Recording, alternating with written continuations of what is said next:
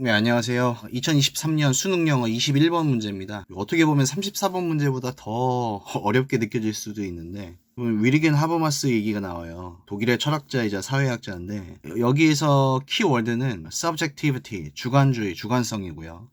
이 주관주의는 필연적으로 intersubjectivity, 상호 주관성의 개념이 따라오게 됩니다. 여기에서 제시된 일기의 다이어리스의 내용은 결국 주관의 객관화에 대해서 이야기하고 있습니다.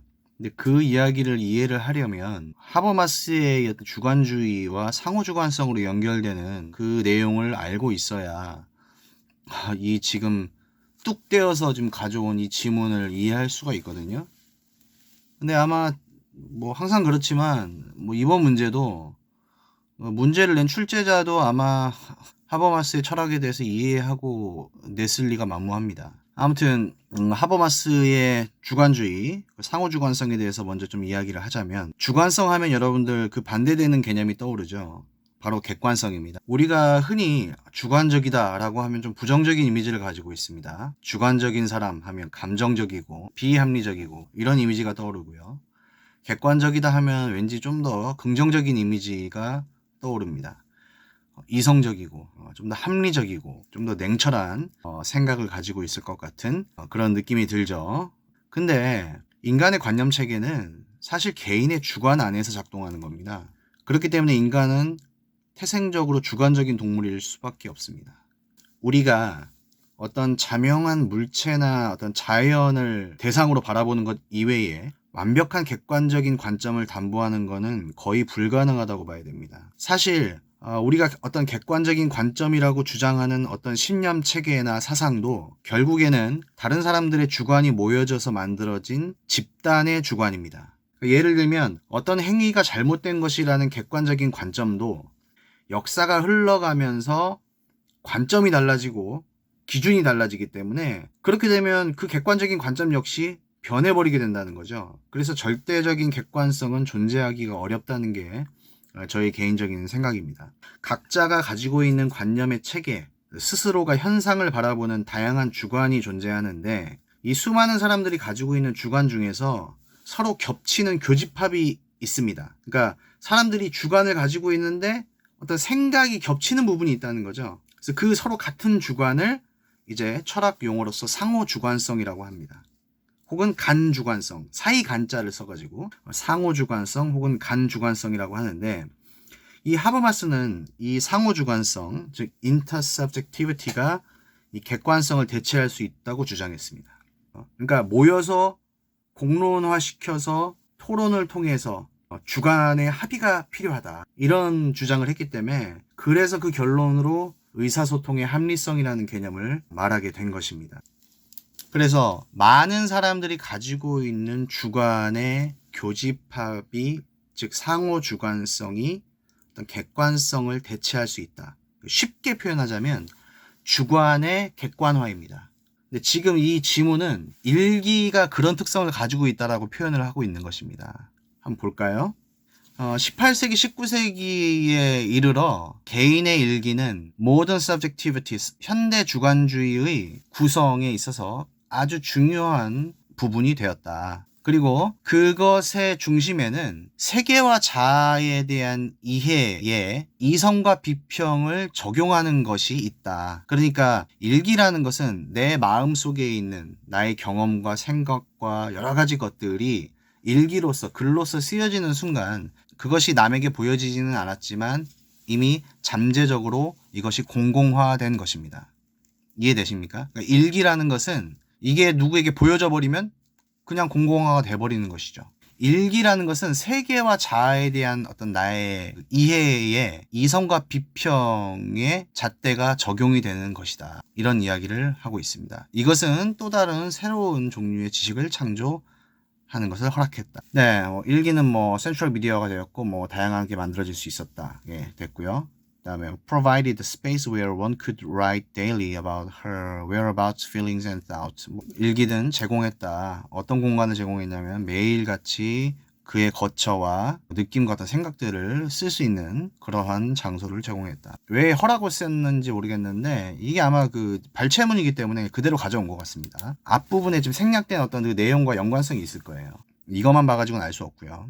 네, over time and with rereading, 시간이 지남에 따라서 그걸 다시 읽어봄으로써 disparate entries, events and happenstances could be rendered into insights and narratives about the self.